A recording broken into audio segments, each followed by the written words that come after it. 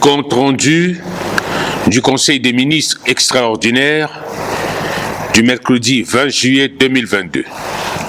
Le mercredi 20 juillet 2022, sous la très haute présidence de son Excellence, professeur Faustin Archange Touadéra, président de la République, chef de l'État, le Conseil des ministres a tenu sa séance extraordinaire à 15h15 autour de l'ordre du jour suivant. Le dossier examiné et la communication ministérielle. Avant d'aborder les points inscrits à l'ordre du jour, le ministre chargé du secrétariat général du gouvernement et des relations avec les institutions de la République a présenté la position des membres du gouvernement absents au titre du dossier examiné.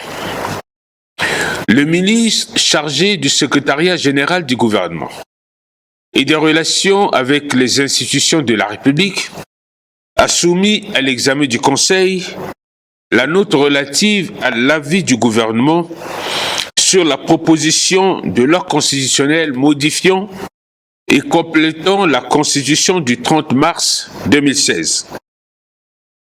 Le ministre a indiqué que le gouvernement a accusé réception de la note numéro 120 /AN/PR/SG/DGSL.22 du 8 juin 2022 par laquelle l'Assemblée nationale a sollicité son avis sur la proposition de loi constitutionnelle modifiant et complétant la Constitution de notre pays du 30 mars 2016, initiée par l'honorable Brice Kevin Kakpayen, député de la première circonscription de Mbaïki, conformément aux dispositions de l'article 151 et 156 de la dite Constitution.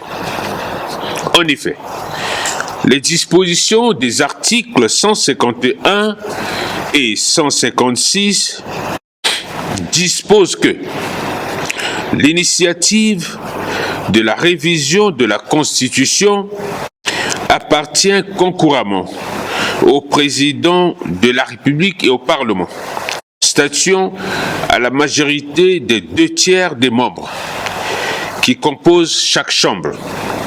Et en attendant la mise en place du Sénat, l'Assemblée nationale exerce la totalité du pouvoir législatif. Cette initiative de révision vise à obtenir la modification des dispositions des titres 10, 11, 12, 14 et 16 de la Constitution du 30 mars 2016, notamment la suppression des articles 35, 36, 47, 57, 68, 69, 73, 83, 95, 99, 106, 153, 154, 155, 158, la modification des dispositions de l'article 159 d'une part, l'introduction de nouvelles dispositions concernant la création de la fonction de vice-président de la République ainsi que de la Chambre de la chefferie traditionnelle d'autre part. Le gouvernement a noté que cette démarche est conforme à la Constitution du 30 mars 2016.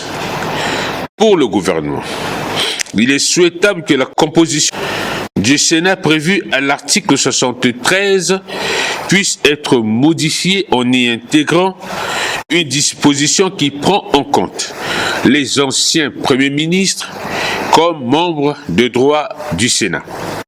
Aussi, le gouvernement a-t-il noté la nécessité de revoir l'article 99 relatif à la question du renouvellement intégral des membres de la Cour constitutionnelle en y intégrant de nouvelles dispositions relatives au renouvellement partiel des membres de la dite Cour.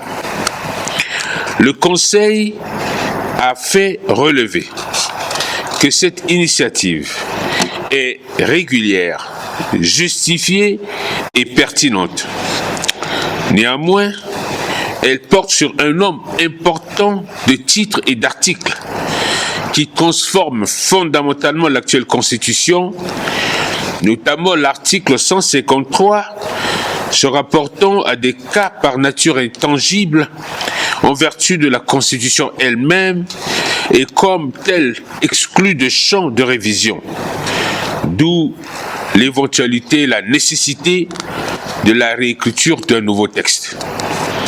Le Conseil, dans sa quasi-totalité, a fait noter qu'une constitution n'est pas par nature immuable. Elle doit s'adapter avec l'évolution du temps et aussi des contextes socio-politico-économiques.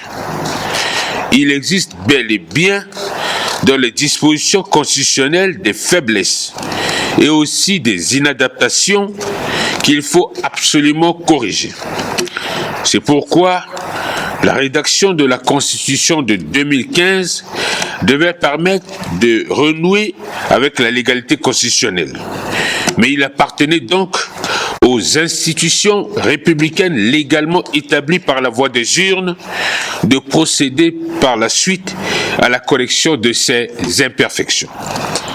Après débat, le gouvernement ayant noté que l'initiative de cette modification vient de l'Assemblée nationale, lui a demandé de réexaminer sa proposition en tenant compte des aspirations profondes du peuple centrafricain.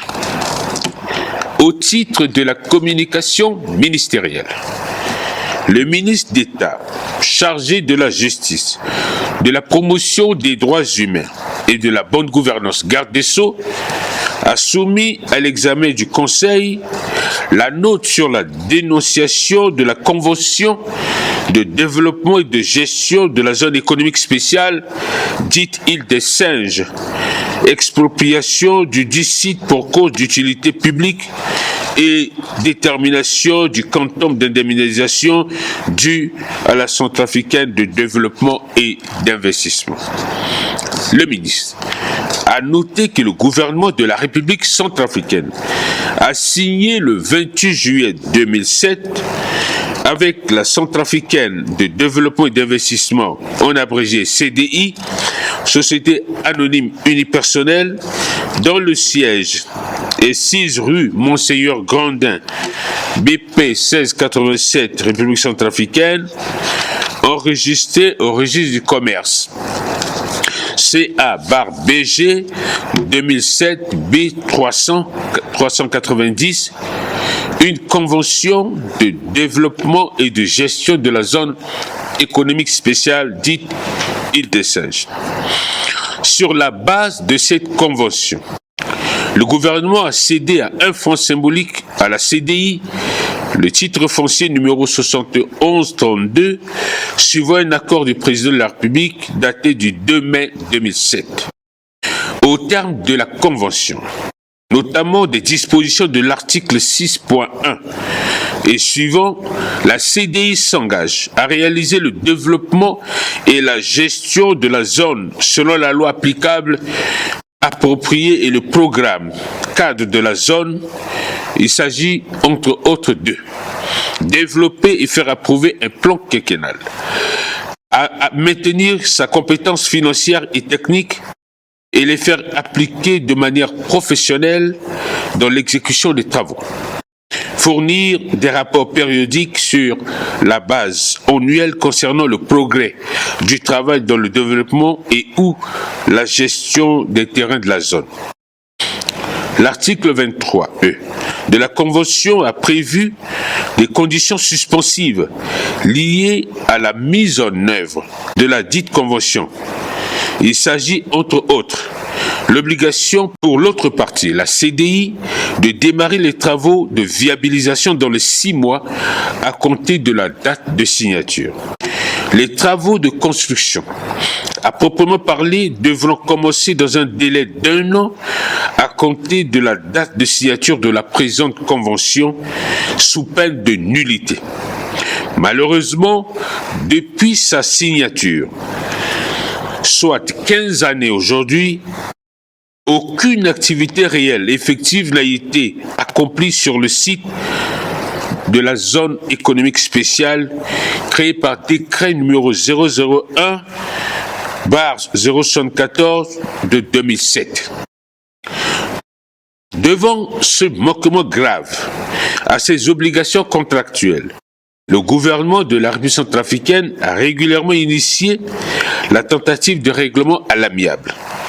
En effet, au terme des dispositions de l'article 22.1 de la Convention, je cite, « les parties conviennent que les différends nés de l'exécution du présent contrat devront être soumis à une procédure de règlement à l'amiable. » C'est en exécution de cette disposition que le gouvernement, dans sa logique de résolution à l'amiable, agissant par le biais de son Excellence, Monsieur le Premier ministre, chef du gouvernement, a pris l'arrêté numéro 015/PM.22 du 14 juillet 2022 désignant 3 personnalités ci-après nommées aux fins d'entamer les pourparlers d'usage.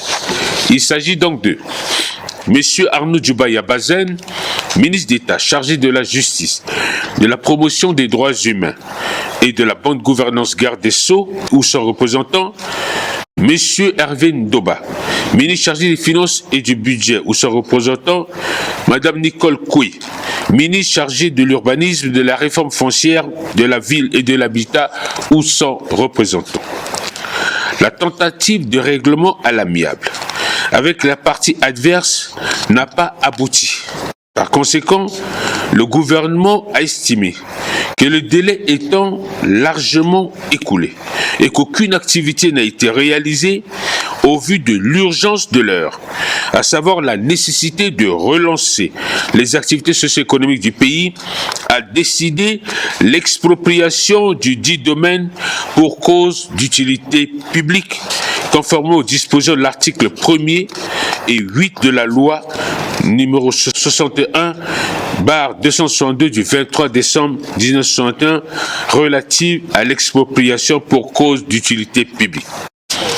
De ce qui précède, le gouvernement a instruit le ministre d'État chargé de la justice et de la promotion des droits humains et de la bonne gouvernance garde des Sceaux de mettre en œuvre la procédure requise et de dénoncer purement et simplement la dite convention. Après cette présentation, le Conseil en a pris acte. L'ordre du jour étant épuisé, Son Excellence, Monsieur le Président de la République, chef de l'État, a levé la séance à 17h40. Fait à Bangui le 21 juillet 2022, le ministre chargé du secrétariat général du gouvernement et des relations avec les institutions de la République, Maxime Balalou. Je vous remercie.